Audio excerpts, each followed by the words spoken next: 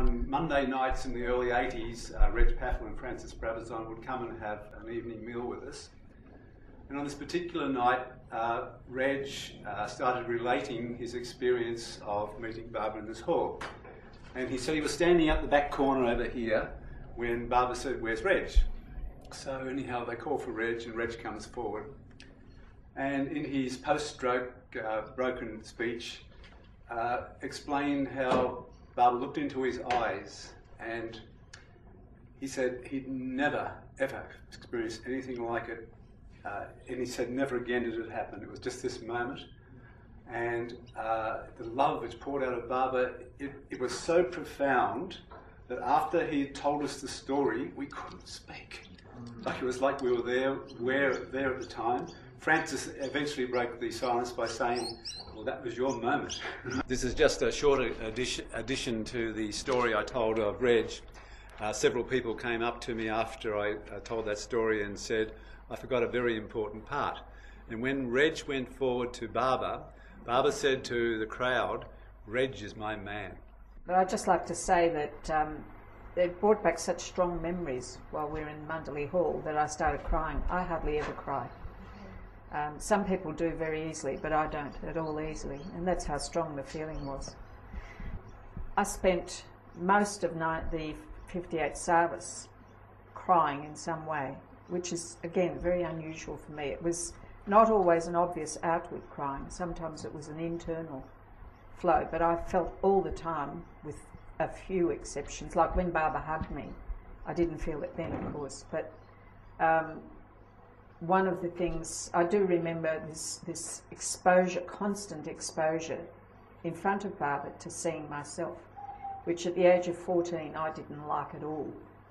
And I didn't like it because I had developed very, very strong ideas about purity and about truth, honesty, which I've already recounted. And of course I wanted to be like that. I wanted to be one of these people. That's what I aspired to. And at the age of 14, to suddenly be exposed to this complete lack in myself, plus, you know, to be shown that of the 7 deadly sins, I had practically all of them in great measure. Not that all of them were shown to me exactly then, but in the women's meeting, where all the women were sitting around, and Barbara gave us various gifts, etc. Barbara was handing out the little sandals. He was handing out his hair, of course. He was handing out bangles, just a few of those. And these were the things that, the little gifts that Mayra and Money had put together for the women. They were little gifts which Barbara was handing out very carefully to various women. He kept on handing to this one and to that one, and I was confronted with this tremendous feeling of being greedy because I wanted one of those things plus the hair. Thank you very much, Barbara. And of course he again ignored me. So I'm left sitting there, and suddenly being confronted with my own greed, seeing my own greed, was again a very shattering experience. And after I'd seen that, of course, which was what Barbara was intending, he then turned around and jerked. Oh, yeah, I nearly forgot you. Again, I got that treatment. And very carefully handed me some of his hair. Now, he did explain to us at that time that the hair was very important and we had to cherish it very, very carefully. This was part of him. It's like Jesus saying, this is my blood that he does with the bread and the wine, etc.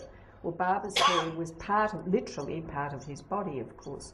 And with DNA, we didn't know about DNA at that time. You know what hair means. But he very carefully explained how important this hair was. So, of course, I wanted some hair, thank you very much. By the time that Barbara was handing out and he gave it to me, I was so convinced that I wouldn't qualify for any of this. I was actually extremely grateful. And he not only gave me some of the hair, he gave me one of Mayra's bangles, which was very tiny. It's ivory and very tiny and delicate.